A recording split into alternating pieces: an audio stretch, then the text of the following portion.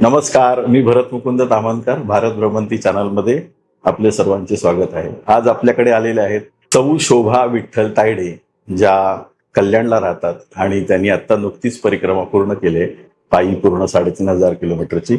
तर त्यांच्या परिक्रमेच्या अनुभवाविषयी त्यांच्याशी आपण आज बोलणार आहोत, त्यांच्याशी आपण आज गप्पा मारणार आहोत. तर त्यांचं स्वागत करण्यापूर्वी जी नेहमी तुम्हाला मी विनंती करतो तीच परत करत आहे.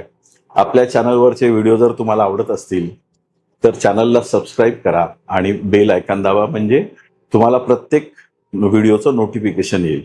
तसंच मी QR कोड देणार आहे स्क्रीनवर, ज्यांना पण चॅनलला हेल्प करण्याची इच्छा आहे त्यांनी जरूर करावी.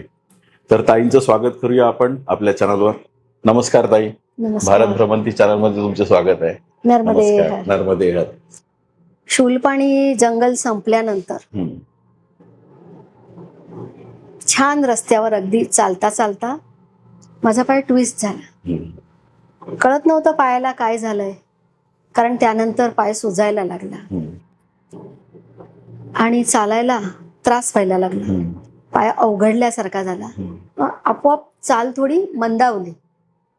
आणि जेव्हा आश्रमात किंवा चालताना परिक्रमावासियांना आणि गावातल्याही लोकांना कळत होतं की मला पायाला काहीतरी त्रास होतोय, तर अगदी मी म्हणते घरची लोक इतकी काळजी घेणार नाही तितकी अगदी आश्रमवासियांनी, सोबत चालणाऱ्या परिक्रमावासियांनी, गावकऱ्यांनी अगदी आपल्याला जे जे प्रयोग येत असतील ते सगळे प्रयोग माझ्या पायावर केले. उजवा पाय माझा होता, पायाचा पंजा, कारण अजून मोठं कुठलं सिटी लागत नव्हतं, त्यामुळे डॉक्टरला दाखवता येत नव्हतं तसं फारसं. मग आश्रमात पोचल्यानंतर पाणी गरम करायचं, त्या पाण्याने पाय शेकायचा. मग कुणी बाम लावून देत होतं, कुणी तेलाने चोळत होतं. एका बाबाजींनी मला हळद गरम करून ती हळद लावून दिली. मग नंतर परत जरा एक दिवस बरं वाटलं, परत दुसऱ्या दिवशी परत तसंच. मग एक अकोल्याचे बाबा भेटले होते, तर त्यांना ते थोडंसं नस वगैरे काय दाबतात ते त्यांना माहिती होतं. मग त्यांनी ती रुईची पानं तोडली, त्यांना तेल लावून ती पानं गरम केली, ती माझ्या पायाला बांधली. एक दिवस परत बरं वाटलं. असं करत करत खूप 8-10 दिवस निघाले, पण सूज रोज उतरायची, रोज परत सूज यायची. आता काय करायचं? मग नंतर आणखी परत 4-8 दिवसांनी भरूच लागली. मग बरेच जण मला म्हणायला लागले की ताई तुम्ही एक काम करा, भरूचला जरा एक्सरे करा. बरोबर. भरूचला एक्सरे केला आणि डॉक्टर माझ्याकडे बघायला लागले. म्हणाले मैया परिक्रमा में हो? म्हटलं हाँ. बोले कितना चल रहे हो रोज का? त्यांना सांगितलं कभी 25, कभी 30, कभी 35. बोले अभी इतना नहीं चलना है, तुम्हारी पैर में 4 हेयरलाइन क्रॅक आहे. आधी तर मला हसायलाच आलं की 4 हेयरलाइन क्रॅक असताना मी तर रोज चालते, पण नंतर लक्षात आलं की पाय तर रोज सुचतोय, सगळे प्रयोग करूनही पाय सुचतोय, काही त्याच्यात फरक पडत नाहीये विशेष. मग डॉक्टर म्हणाले की अभी ज्यादा नहीं चलने का, 15-16 किलोमीटर के ऊपर नहीं जाने का, और जितना टाइम चलोगी एक क्रेप बैंडेज बांध के ही चलना है, इसको नहीं उतारना, इसको रात के सोते टाइम उतारना. मग रोज ते बँडेज बांधून, क्रेप बँडेज बांधून चालायला लागले. आणि मुलगी माझी डॉक्टर आहे, तिनेही काही प्रिकॉशन सांगितल्या. परत थोडं कॅल्शियम म्हणून रोज जेवणात गूळ खायला परत सुरुवात केली, कारण एनर्जी पण येते त्याच्याने. आणि थोडा चुना खायला सुरुवात केली जेवणातून, अगदी कणभर, की हाडांची झीज भरून निघेल म्हणून. आणि जवळजवळ 21 दिवस मी ते क्रेप बँडेज बांधून अगदी छान चालत होते. उजव्या पायाला क्रेप बँडेज बांधायचं, डाव्या पायामध्ये सॉक्स घालायचा आणि असंच चालायचं. शेवटी 1 जानेवारी 2026 मी होते माहेश्वरच्या घाटावर. मी नर्मदा माईला म्हणाले की आता बास झालं, आता मला हे बँडेज पण त्रास देत आहे चालताना, आता मला नकोय हे बँडेज. ते बँडेज काढून टाकलं आणि म्हटलं मी आता तुझ्याच समोर तुलाच सांगते, मी बँडेज बांधणार नाही, आता तू बघ काय करायचं. म्हटलं आता तू घे टेन्शन माझ्या पायाचं. त्या दिवशी बँडेज काढलं. बँडेज काढल्यानंतर अचानक मनात आलं, मी म्हटलं मैया तू माझ्यात आहे, मी तुझ्यात आहे, पण मला तुला माझ्यात घ्यायचंय पूर्ण. म्हटलं मला ना हातावर टॅटू करायचंय, मला तुला माझ्या हातावर गोंदवून घ्यायचंय. तर ते आता कसं मला करता येईल ते तू बघ. म्हणजे माझ्या डोक्यात विचार येतोय तोपर्यंत मला समोर टॅटूवाला दिसला आणि मी त्याच्याजवळ जाऊन उभी राहिले आणि त्याच्याकडनं ते नर्मदेहर करून घेतलेलं. ते सगळे म्हणजे माझ्या सोबत जे बाबा होते ते म्हणाले, हे कुठून सुचलं तुम्हाला? म्हटलं कुठून सुचलं मलाच माहित नाही, आत्ताच ते माझ्या डोक्यात आलं की मला मैयाला कायमचं सोबतच घेऊन घ्यायचंय माझ्या. आणि मी तिथे पाण्यात उभी राहिले. मी डोक्यात माझ्या विचार येत होता. मी सँडल काढले नव्हते खरं म्हणजे. माझ्या सोबत जे बाबा होते ते म्हणाले, मैया सँडल काढून घ्या. मी त्यांना म्हणाले, पाणी किती खाली आहे, मी पाण्याला सँडलने स्पर्श नाही करणार. ते म्हणाले ठीक आहे तुमची इच्छा. मग मी त्या पायरीवर उभी राहिले माहेश्वरच्या घाटावरच्या, आणि पाणी खरोखर खाली होतं. अजून 2 पायऱ्या पाणी खाली होतं. माझ्याकडे त्याचा व्हिडिओ सुद्धा आहे. तर मी त्यांना म्हणाले माझा एक व्हिडिओ काढा. आणि मी ते पाणी नर्मदेचं असं छान ओंजळीमध्ये उचललं आणि असं ते पाणी सोडलं. आणि माझ्या डोक्यात म्हणजे तो एक आनंद होता की मैया मी तुला आता माझ्यात सामावून घेतलंय. बरोबर. आणि हे माझं वाक्य पूर्ण होतंय तोपर्यंत तिकडनं खरं म्हणजे 2 पायऱ्या खाली असलेलं पाणी लाट होऊन माझ्या पायाच्या वर चढलं. म्हणजे मैया मला सांगत होती की तूच मला तुझ्यात सामावलं असं नाहीये, मीही तुला तुझ्यात सामावून घेते, हे बघ मी तुझ्यापर्यंत आले, असं म्हणून पूर्ण लाटेचं पाणी माझ्या पायावर म्हणजे अगदी अक्षरशः पोटऱ्यापर्यंत पाणी आलं, जे 2 पायऱ्या पाणी खाली होते. काय म्हणायचं आहे ते तिकडच्या तटावर काय होईल. परत इंद्रवर्ण आश्रमला आम्ही पोचलो. साधारण दुपारचे 3:30-4 वाजले असा. तेव्हा माझ्या बरोबर एक गुहागरचे विशाल बाबा होते आणि बेलोंडीचे नाना माझ्या सोबत होते. आणि माझ्या पायाला तेव्हा साधारण 20 नोव्हेंबर तारीख होती. माझ्या पायाला प्रचंड फोड आले होते, अजिबात चालता येत नव्हतं. तर आम्हाला इंद्रवर्णाचा आश्रम लागला. छान मारुतीचं देऊळ होतं आणि आम्ही तिथे जाऊन उभे राहिलो. त्या बाबांना म्हणालो, बाबा नर्मदेहर. बाबा इतके गोड हसले ना. ते म्हणाले आओ मैया. तिथे गेलो, बसलो, त्यांनी चहा केला आणि मी त्यांना म्हणाले की बाबा हम या रुक सकते हैं क्या? तर ते बाबा म्हणाले, मैया तुम्ही थांबू तर शकतात. नंतर कळलं की ते बाबा दादरचे आणि मराठी आहेत. मग आम्ही मराठी बोलायला सुरुवात केली.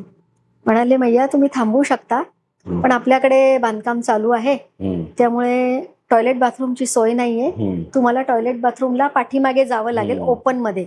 तुम्हाला चालणार असेल तर तुम्ही थांबा, माझी काय हरकत नाही. पण मला चालताच येत नव्हतं. मग मी त्यांना म्हणाले की आम्ही थांबतोय. तर म्हणाले ठीक आहे थांबा. त्या दिवशी त्यांनी छान आमच्यासाठी जेवण बनवलं. म्हणाले आता तुमच्या पायाला फोड आहे. म्हटलं बाबा याच्यावर काय आता उपाय करायचा? तर त्यांनी त्यांच्याकडचं एक मलम दिलं आणि त्यांना म्हटलं आणखी काय उपाय करता येईल? म्हणे नाही, याच्यावर उपाय एकच आहे की तुम्ही आराम करायचा, इथे थांबायचा, घाई करू नका पुढे जायची. म्हटलं ठीक आहे. आणि त्यांनी घाई करू नका म्हटलं. आणि दुसऱ्या दिवशी माझा होता वाढदिवस 21 नोव्हेंबर आणि 20 नोव्हेंबरला पायाला फोड आले. आम्ही तिथे थांबलो. रात्री त्यांनी छान जेवण केलं. दुसऱ्या दिवशी अगदी छान घरी जेवत असल्यासारखे वरण भात भाजी पोळी, अगदी शेंगा चटणी, लोणचं, पापड यासारख्या सगळ्या गोष्टी आम्हाला तिथे खायला मिळाल्या.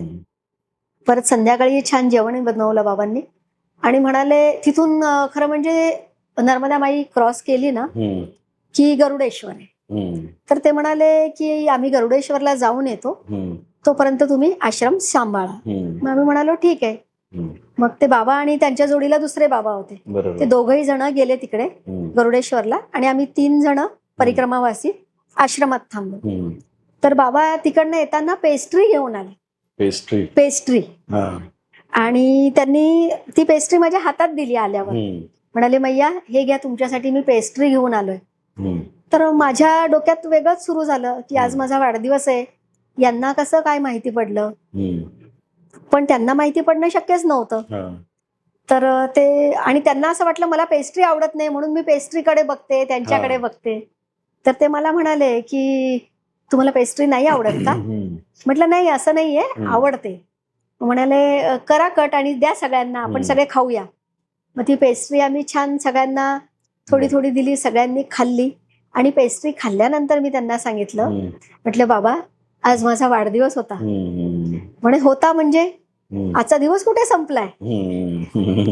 म्हटलं हो तुमचं बरोबर आहे. म्हणे आणि हे आधी सांगायचं, मी जेव्हा गरुडेश्वरला जात होतो. म्हणे पेस्ट्री न आणता मी केक आणला असता तुझ्यासाठी.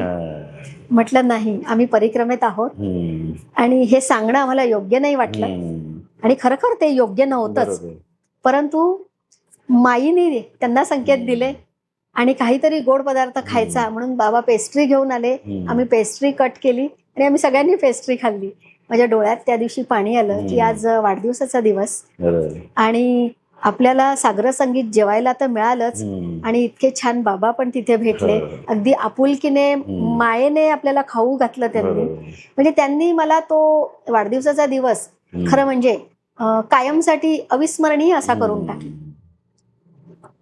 आणि अशा पद्धतीने माझा वाढदिवस इंद्रवर्ण आश्रमामध्ये साजरा झाला. काही कल्पना नसताना सगळं अकल्पित होतं ते. झालं असं की साधारण परिक्रमेला एखादी महिना बाकी असेल संपायच्या आधी, तर एके दिवशी तटावरून चालता चालता सहज मनात आलं की आता परिक्रमा संपल्यावर माईच्या सोबतचं सान्निध्य संपणार. आणि हा विचार मनात आला आणि मी माईला म्हणाले की मला नाही जायचंय तुला सोडून, नाहीये माझं मन, मला अजून काही काळ तुझ्या सोबत घालवायचं आहे. काय करणार मी घरी जाऊन?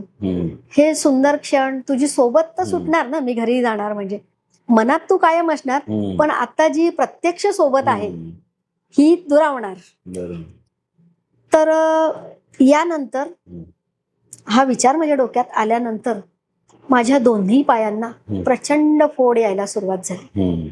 साधारण 22-24 दिवस परिक्रमेला बाकी होते, म्हणजे रोजचे किलोमीटरचे अंदाज घेऊन.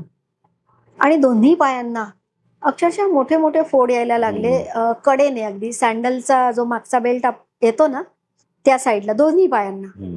माझ्या बरोबर पुण्याचे नितीन बाबा होते आणि चाळीसगावचे एक ममराज बाबा म्हणून होते. ते आम्ही तिघं सोबत होतो शेवटी. तर ते पुण्याचे बाबा अक्षरशः म्हणजे ते मला बघता यायचं नाही, मागच्या साईडला फोड होता. तर ते त्यांच्याकडे त्या सिरिंग्स होत्या, तर ते पंचर करून द्यायचे आणि क्लीन पण करून द्यायचे. मग त्यानंतर मी सॉक्स घालायची आणि मग सँडल घालायची. असा हा रोजचा कार्यक्रम सुरू झाला. आणि नकळतपणे का होईना नंतर मग रेंगाळणं सुरू झालं, ते आपोआपच सुरू झालं. थोडं स्लो झालो मग आम्ही, कारण कदाचित ती मैयाचीच इच्छा होती की तुला जायची घाई नाहीये ना, तुला माझ्या सोबत राहायचंय ना, मग हे घे अजून थोडा टाइम माझ्या सोबत राहा. म्हणजे हे हसण्यासारखंही होतं आणि काय म्हणजे निशब्द करणारच होतं सगळं, एक एक अनुभव. शेवटच्या दिवशी तर म्हणजे इतकं वेगळं असं घडलं ना की ते फोड मला अजिबातच चालू देत नव्हते. साधारण 8 ते 10 किलोमीटर अंतर बाकी होतं बस. आणि शेवटचा तो थोडासा टप्पा जरा कठीण होता, खूप दगड, खूप चढ उतार. आणि ते सँडलचा तो बेल्ट बरोबर त्या फोडावर यायचा आणि त्या फोडांच्या साली नंतर निघाल्या होत्या, त्यामुळे ते जास्त अगदी जळजळत होतं, झोंबत होतं. आता काय करायचं? मग शेवटी तिथे आम्ही दुपारी देवळात होतो वास्तव्याला आणि तिथे छान दुपारचं भोजन झालं. आणि तिथेच एक थोडी 8-10 घरं होती. तर त्या सगळ्या घराच्या पुढे जाऊन, म्हणजे एक एक घराच्या पुढे जाऊन मी अक्षरशः त्यांना हात जोडून विनंती करू लागले की तुमच्याकडे जर माझ्या मापाची एखादी स्लीपर असेल तर मला द्या, कारण मला माझ्या सँडल नाही. तेव्हा माझ्याकडे क्रॉक्स होते, तर अजिबात चालता येत नाहीये. तर मला म्हणजे जर स्लीपर घातली तर मागून माझी टाच ओपन राहणार आहे, त्यामुळे मला त्रास त्यातल्या त्यात कमी होईल. तर त्यांच्याकडे कुणाकडे चप्पल नाही, कारण माझा पाय तसा छोटा, त्यामुळे चप्पल मिळत नव्हती. पण मग एका मैयाने मला दिली. ती म्हणाली लेकिन थोडा पुराना है, चलेगा क्या? म्हटलं चल जाएगा. त्यांनी चप्पल दिली मला, थोडी एक साईज मोठी पण होती. बोले चलेगा क्या? म्हटलं चलेगा. तर मी ही चप्पल जी मला मिळाली ती 4थ्या घरात मिळाली. त्याच्या अगोदरच्या ज्या पहिल्या घरामध्ये जिथे मी चप्पल मागितली होती, तर ते बाबा परत आले आणि मला विचारलं की मैया आप यहाँ और कितना टाइम हो. तर त्यांना मी सांगितलं की अजून 1-1.5 तास आम्ही इथे आहोत. बोलले ठीक आहे. तर तो माणूस इतक्या रणरणत्या उन्हात दुपारी 1:30 वाजता सनावदला 10 किलोमीटर जाऊन माझ्यासाठी दुकानातून नवीन चप्पल घेऊन आला. एक 4 नंबरची, एक 5 नंबरची. बोले मैया आपके लिए चप्पल लाए हैं, आपको साइज को जो आता है वो आप रख लो, दूसरा मैं वापस लेके जाते. मला अक्षरशः डोळ्यात पाणी आलं की कदाचित आपण आपल्या घरी आपल्या माणसांना पण जर सांगितलं की मला आता चप्पल आणून द्या, तर आपली माणसं म्हणतील की आता ऊन आहे, संध्याकाळी आणून द्या. म्हणजे जस्ट रिअल फॅक्ट, कंपॅरिझन नाहीये, बट रिअल फॅक्ट आहे. तर म्हणजे आश्चर्यही वाटलं आणि डोळ्यात पाणीही आलं की म्हणजे इतकी छान लोक मला भेटलीत ना परिक्रमेत. पूर्वजन्माची पुण्याई म्हणायची का काय, असं म्हणतात की मागच्या जन्मी जे तुमचे क्लोज होते किंवा ज्यांच्याशी तुमचे काही ऋणानुबंध होते, ती लोक तुम्हाला परिक्रमेत परत नव्याने चांगल्या रूपात भेटतात. आणि त्या बाबांनी मला चप्पल आणून दिली आणि मी त्यांना विचारलं की कितना हुआ. बोले नहीं कुछ नहीं हुआ, हमें सेवा का मौका मिला, हमारा भाग्य है. त्यांना म्हटलं बाबाजी आपका नंबर देंगे. बोले नहीं, आप बंबई वाले लोग नंबर लेते हैं और फिर जीपे कर देते. इतकं हसायला आलं ना. म्हणजे त्यांनी इतकं छान डोकं लावलं ना की म्हणजे ह्या ताई आता मला नंबर घेऊन त्याच्यावर जीपे करणार. बोले नहीं, हम नंबर भी नहीं देना चाहते और हमें आपका जीपे भी नहीं चाहिए. मग तेव्हा मी त्यांना म्हटलं आप हमारे छोटे भाई के जैसे हो, हम भाई से कभी तो बात कर सकते हैं ना, इसीलिए नंबर चाहिए. बोले फिर ठीक आहे. त्यांनी मला नंबर दिला. फार तिथल्या लोकांचं म्हणजे वृत्ती जी आहे ना, एकदम दानशूर वृत्ती आहे. नाही, आणखी मला एक गोष्ट आठवते. एक कैलास भाई म्हणून होते. तर तो पतई घाट होता. पतई घाट. तर ऊस तोडत होते ते त्यांच्या शेतामध्ये आणि मी चालून चालून दमले आणि मला ते दिसले समोर. पाठीवर बॅग होती. तर मी त्यांना बोलले की बाबाजी आश्रमावर कितना दूर है. बोले मैया और 1.5 किलोमीटर है, 1-1.5 किलोमीटर है. मतलब ठीक है. बोले थक गए हो. मैंने बोला हाँ. बोले मैं घर की तरफ ही जा रहा हूँ, आश्रम की तरफ ही जा रहा हूँ, मेरा घर और आश्रम पास पास है, मैं आपका बॅग लेके जाऊ. त्यांना म्हणाले ठीक आहे. मग माझी बॅग घेऊन ते पुढे गेले आणि मी आपले मागून चालत होते. त्यानंतर झालं असं की आधी त्यांचं घर लागलं आणि त्याच्यानंतर एक 8-10 घरं सोडल्यानंतर आश्रम होता. तर ते माझी बॅग घेऊन गेले आणि त्यांच्याच ओट्यावर ठेवली आणि तेही तिथेच बसले माझी वाट बघत. मग मी तिथून आली. मग मी त्यांना बघितलं. म्हटलं अरे बाबाजी आप तो मेरा बैग आश्रम में छोड़ने वाले थे. बोले ये क्या नजदीकी आश्रम है, आप यहाँ चाय पी लो हमारे यहाँ, फिर आश्रम चले जाना. म्हटलं ठीक आहे. तिथे ओट्यावर बसले. त्यांच्या पत्नीने पाणी आणलं. मी पाणी प्यायले. चहा ठेवला. मी चहा पण घेतला. नंतर थोड्या गप्पा मारल्या. नंतर ते मला म्हणायला लागले अरे मैया जी आश्रम क्या और घर क्या एक ही है.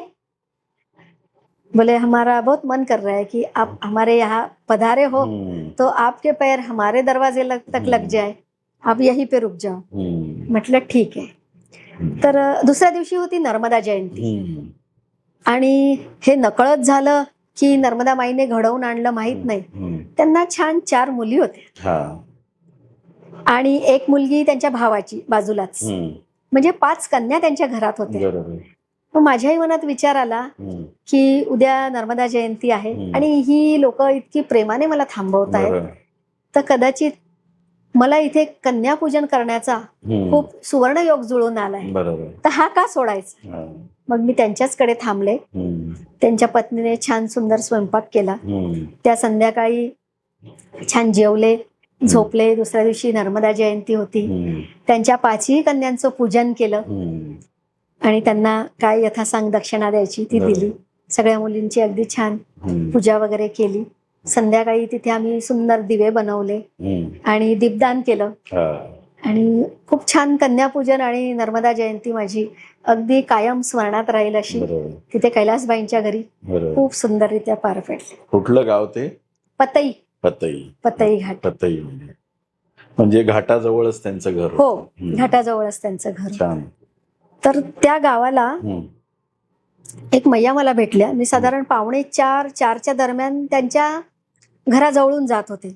त्यांचं त्या गावातलं शेवटचं घर होतं. तर शेवटचं ते घर होतं. तर त्यांनी मला आवाज दिला, मैया जी आ जाओ चाय पीते है. मग मी एकदा त्यांच्याकडे बघितलं आणि एक पाऊल पुढे टाकलं. त्यांनी परत एकदा आवाज दिला, अरे आ जाओ कितना चलोगी. मग म्हटलं आता जाऊ द्या, एवढे प्रेमाने हाक मारतात, जायला पाहिजे. त्यांच्या गेटमधून आत गेले. त्या दोघी जावा होत्या आणि त्यांचं सख्य इतकं सुंदर होतं की मला उभ्या आयुष्यात इतकं सुंदर सख्य कुठे बघायला नाही मिळालं. 30 वर्ष झाले त्या दोघी जावा शेजारी अगदी म्हणजे एकच भिंत त्यांच्यामध्ये. आणि त्या दोघी इतक्या मॅच्युअर्ड की त्यांच्या सुनाई आलेल्या आहेत घरात. पण त्यांचं सख्य इतकं जबरदस्त होतं की त्या दोघी जणी साड्यासारख्या घालतात, हातातले कंगन सारखे घालतात, म्हणजे पॅटर्न सेम असतो, फक्त कलर वगैरे वेगळे असतात. हा, आणि मला ते खूप आश्चर्य वाटलं. आणि एकमेकींना सांगितल्याशिवाय, एकमेकींना विचारल्याशिवाय त्या कुठलीच गोष्ट करत नाही. म्हणजे त्या दोन मधली एक जरी माहेरी गेली तरी दुसरीला करमत नाही. ती फोन करून एक तर तिला इकडे बोलवते किंवा इकडची तिकडे जाते. म्हटलं काय कमाल आहे ना, खूप भारी होतं ते सगळं माझ्यासाठी. त्यांनी दोघींनी मला थांबवलं, चहा झाला. मग म्हणे, मी निघाले, म्हणजे बॅग उचलायची तयारी केली. म्हणे मैया जी आप भोजन कर लो आज, कल चले जाना. चल के अभी तो, त्यांनी आणि गप्पा मारत मला अर्धा पाऊण तास गेला. बोले अभी तो 4:30 बजने को आया, अब अंधेरा भी होने लगा, अब कहाँ जाओगी. म्हटलं ठीक आहे. मग तिथे थांबले आणि त्यांनी इतकी प्रचंड लगबग केली माझ्या जेवणासाठी, म्हणजे त्यांची चढाओढ चालली. त्या एका मैयाने लगेच तांदळाची पिठी भाजली साजूक तुपात, तांदळाचे लाडू केले त्यांनी माझ्यासाठी. मी आयुष्यात पहिल्यांदाच तांदळाचे लाडू खाल्ले त्यांच्याकडे. आणि दुसऱ्या जावेला असं वाटलं आता मी काय करू. त्यांनी लगेच जो खवा होता तो काढला आणि त्यांनी गुलाबजाम बनवले, लगेच पुऱ्या बनवल्या, लगेच फुलके बनवले, 2 भाज्या बनवल्या, पापड, लोणचं, चटण्या, सगळं साग्र संगीत जेवण. मला फार आश्चर्य वाटलं त्या गोष्टीचं. म्हणजे तिथून पाय निघत नव्हता अक्षरशः. म्हणजे रडायला आलं की म्हणजे काय, कुठल्या जन्माचं नातं आहे हे आपलं यांचं. इतकं छान प्रामाणिकपणे हे निभवतायत आणि आपण आयुष्यात पहिल्यांदाच भेटलेलो आहोत. परत पुढे आपण एकमेकांना काही मदत करू किंवा नाही करू काहीच माहित नाही आपल्याला. आणि इतकं सुंदर त्यांचं प्रेझेंटेशन. मला म्हणजे आपण शहरात राहतो त्यामुळे ह्या गोष्टींचं खूप अप्रूप वाटत होतं. आणि हे इथपर्यंतच नव्हतं तर त्या माझ्या इतक्या संपर्कात होत्या तिथून निघाल्यानंतर पण. दर 8 दिवसाला 4 दिवसाला त्यांचा कॉल यायचा. त्यांची एक 21 वर्षाची मुलगी होती, रक्षा म्हणून, फार गोड मुलगी. तर मला सारखं 4 दिवसांनी 8 दिवसांनी फोन करून, मैया जी जब तुम उस तट पे आ जाओगी, इसके सामने बराबर बाबई घाट, तो हमें कॉल करना, हम आपको मिलने आएंगे. आता मला प्रश्न पडला होता की मला इकडचं काही माहित नाही, चुकून तो घाट जर मागे पडला तर मी मागे जाऊ शकत नाही. तर मी अगदी आठवणीने त्या घाटावर अगदी मला वाटतं 1.5 महिन्याने मी परत आले तिकडनं. मग त्यांना फोन केला. त्यांच्या घरातली 6 लोक नाव पार करून मला भेटायला आली. आणि फक्त भेटायला नाही आली, आपके साथ कितने लोग हैं, आपके लिए खाना लाने वाले. मी त्यांना म्हटलं, मैया जी मेरे लिए आप इतनी तकलीफ नहीं लो क्योंकि मेरे साथ और 2 परिक्रमावासी है. बोले अरे मैया जी 2 की बात कर रहे हो आप, आपके साथ 50 होंगे तो भी हम खाना लेके आएंगे. आता त्यांची प्रबळ इच्छा होती, त्याला आपण नकार देऊ शकत नाही. त्यांना म्हटलं ठीक आहे, मेरे साथ 2 बाबाजी और है. बोले ठीक आहे. ते दुसऱ्या दिवशी तिकडनं, दुसऱ्या दिवशी नाही, 1.5 महिन्याने जेव्हा मी परत आले ना, त्यावेळेला अक्षरशः त्यांची सून नव्हती एकीची, तर त्यांची मुलगी होती. तर त्यांच्या मुलीने चुलीवर दाल बाटी, चपाती, पुरी, बटाट्याची भाजी, वांग्याचं भरीत, भरलेलं वांग, आंब्याचं लोणचं, मिरचीचं लोणचं, पापड, म्हणजे इतके सगळे पदार्थ ही लोक, वरण भात, इतकं सगळं ही लोक आमच्यासाठी घेऊन आले. आणि हे कमी होतं की काय म्हणून अक्षरशः 4-4 किलोचे 2 पपई. बापरे. मी म्हटलं ये हमारा पेट है कि क्या है, ये इतना कब खाना है. बोले नहीं ये हमारा प्यार है. तर काय बोलणार. आम्ही जेवलो छान. आणि ज्या अंगणात आम्ही जेवलो त्या मैयाजींना पण आम्ही आमच्या जेवणात घेतलं. आणि सांगायची गंमत म्हणजे त्या मुलीने जो स्वयंपाक केला हा एवढा, ती मुलगी तिची फार इच्छा होती की मी जेवल्याशिवाय ती जेवणार नाही, म्हणजे मी जेवल्यानंतर ती जेवणार. तर आज जवळजवळ 2 वाजता ती लोक जेवण घेऊन आले. सकाळपासून त्या मुलीने काहीही खाल्लेलं नव्हतं. आणि मी जेवल्यानंतर तेव्हा तिथे बोलता बोलताच कळलं की ही जेवली नाहीये. तिची आई मला सांगायला लागली कि इसने अभी खाना नहीं खाया है, ये कह रही थी कि मैया जी खाना खाएंगी ना उसके बाद मैं खाना खाऊंगी. मला डोळ्यात पाणी आलं. मी तिला हात धरून माझ्यातच जेवायला बसवलं. म्हटलं नाही अब तू भी खाएगी. नंतर आम्ही अगदी मिठी मारून इतकं रडलो ना त्या दिवशी. म्हणजे खूप वेगळा प्रसंग होता. परिक्रमेत एकदा चालत असताना जवळजवळ 2 दिवस काय झालं, सकाळी वरण भात आणि संध्याकाळी खिचडी, परत दुसऱ्या दिवशी सकाळी डाळ भात मिळाला, परत संध्याकाळी खिचडी, असे 2 दिवस गेले. आणि जनरली आपल्याला मराठी माणसाला सवय असते पोळी थोडी तरी हवी किंवा भाकरी तरी हवी पोळीच्या जागी. असा आग्रह नव्हता, समोर येईल ते खायचं. पण त्यामुळे झालं असं की थोडी आपली मानसिक गरज म्हणा किंवा शारीरिक चोचले म्हणा, जे काय असेल ते, डोकं खूप दुखायला लागलं. कारण मला असं दोन्ही वेळेला भाताची काही सवय नव्हती. खूप डोकं दुखायला लागलं.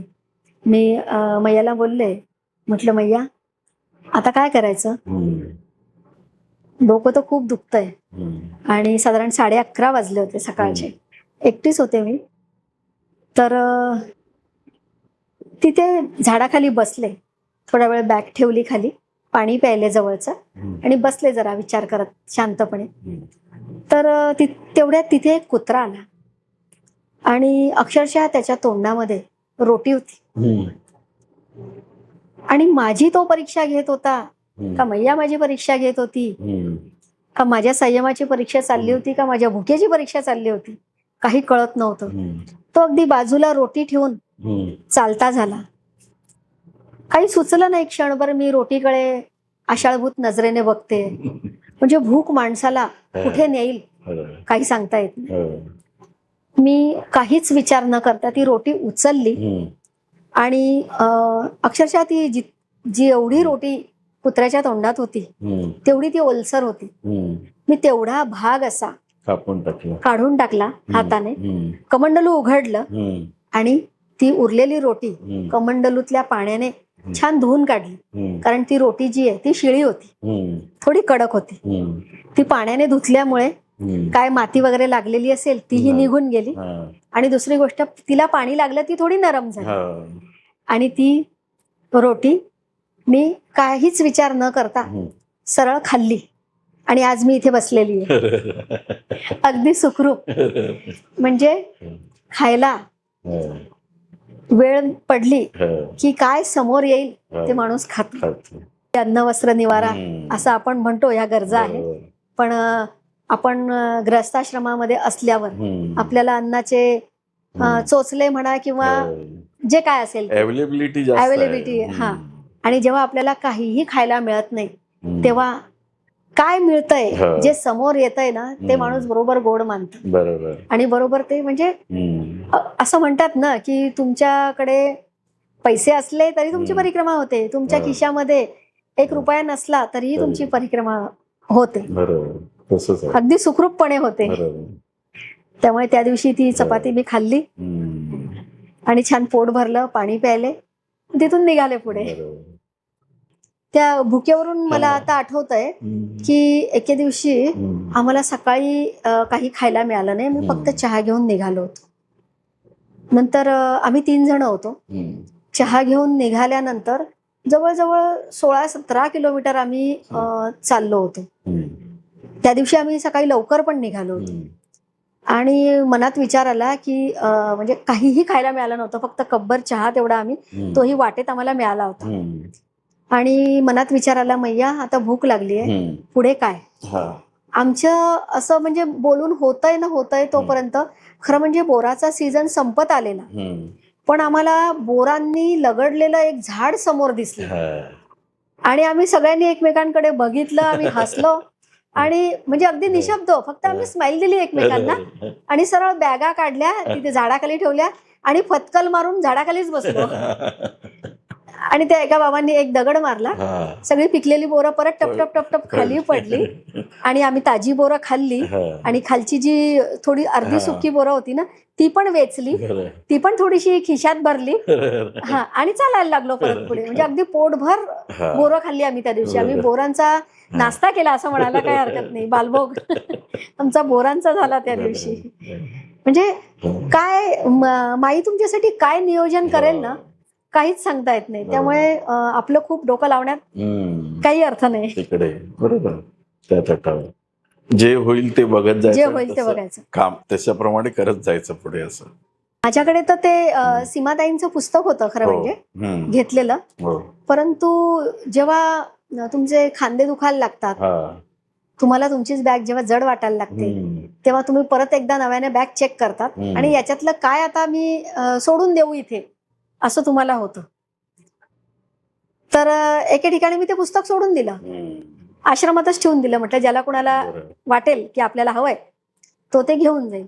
असं दर 2-4 दिवसांनी बॅग चेक करायची, काय असेल ते घ्यायचं आणि ज्याचं वजन जास्त वाटतंय ते देऊन टाकायचं. असं मी एकदा माझं जॅकेट होतं जे मी मनावरला घेतलं होतं, तर चालताना त्या दिवशी खूप मला त्रास व्हायला लागला, अगदी खूप शोल्डर दुखायला लागलं आणि ऊन पण पडायला लागलं होतं तेव्हा, शिवरात्रीच्या 1 दिवस आधी. तर शिवरात्रीच्या दिवशी मला ते खूपच बॅग जड वाटायला लागली. तर मी ती बॅग जड वाटत होती म्हणून समोर मला एक मुलगी दिसली, साधारण असावी 18-20 वर्षाची, आणि नेमकं ते एक दुकान लागलं. तर मी काय माझ्या डोक्यात आलं माहित नाही, मी म्हटलं हे जॅकेटचं वजन जरा करते किती आहे. ते माझ्या जॅकेटचं वजन होतं 900 ग्रॅम, 1 किलो जवळजवळ 1 किलो. त्या आणि एक तर 2-3 दिवस झाले हे जवळ आलं होतं ना शिवरात्र, त्यामुळे ऊन प्रचंड होतं. मी म्हटलं आता काही थंडी लागणार नाही, तर मी ते जॅकेट त्या मुलीला देऊन टाकलं. म्हटलं चला आपलं वजन कमी करूया, तिला जॅकेट देऊन टाकलं.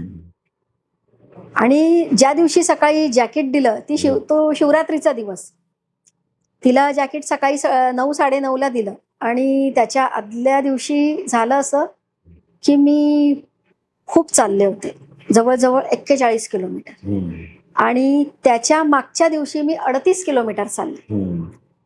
तर ते 41 किलोमीटर माझ्यासाठी लिटरली हाईट होतं. खूप चालले मी त्या दिवशी, कारण मला रामनगरला पोहोचायचं होतं शिवरात्रीला, कारण रामनगरला मैयाचा किनारा पण होता आणि नर्मदा माईचं देऊळ होतं तिथे. तर मनोमन अशी इच्छा होती की आपल्याला शिवरात्रीला ऍटलिस्ट रामनगरला पोहोचायचं. पण आता माईच्या नियोजनात काय होतं माझ्यासाठी मला माहित नाही. त्या 2 दिवसाच्या एक्झर्शनमुळे म्हणा किंवा प्रचंड ऊन पण होतं, मी चालता चालता माझ्या डोक्यात साधारण 11-11:15ची गोष्ट, माझ्या मनात विचार कुठून आला माहित नाही, मी सहज माईला बोलून गेले की आता मला चालता येत नाही. आणि त्या दिवशी मला खरोखर चक्कर यायला लागली. तर ते उन्हाचं एक्झर्शन होतं आणि उपवास पण होता, किंवा मग मी जास्त चालले होते 2 दिवस आधी, म्हणजे काही कारण असू शकतं. पण माझ्या डोक्यात हा विचार आला की आता मला नाही चालायचंय, माझ्याकडून चालवत नाहीये, मला भोवळ येते, मला चक्कर येते, तर मला आता चालायचं नाहीये. आता कुणी गाडीवाला आला तर मी गाडीत बसेल. हे कुठून माझ्या डोक्यात आलं मला माहित नाही, आणि माझ्या डोक्यात आलं आणि माझ्या बाजूने एक व्हाईट कलरची गाडी गेली, 4 व्हीलर, आणि त्यातल्या ज्या गाडी चालकाने मिरर मधून बघितलं की मला चक्कर येते. त्यांनी जवळजवळ 50-60 मीटर ती गाडी पुढे गेली होती, त्यांना मिरर मधून दिसलं आणि त्यांनी ती गाडी रिव्हर्स घेतली. रिव्हर्स घेतली, ते गाडीतून खाली उतरले आणि माझ्या जवळ आले आणि माझ्या खांद्यावरच्या बॅगेला काढायला घेतलं त्यांनी. मैया चलो, आपके लिए मैया ने गाडी भेजी है, आपको चलना है मेरे साथ. आणि मला खरंच काही सुचलं नाही की तो माणूस अनोळखी होता. पण मी त्यांना एवढं नक्कीच म्हणाले की म्हटलं मेरी पैदल परिक्रमा है. बोले हाँ हमें पता है, लेकिन मैया ने मुझे भेजा है आपके लिए, आपको लेके जाने के लिए मैं आया हूँ.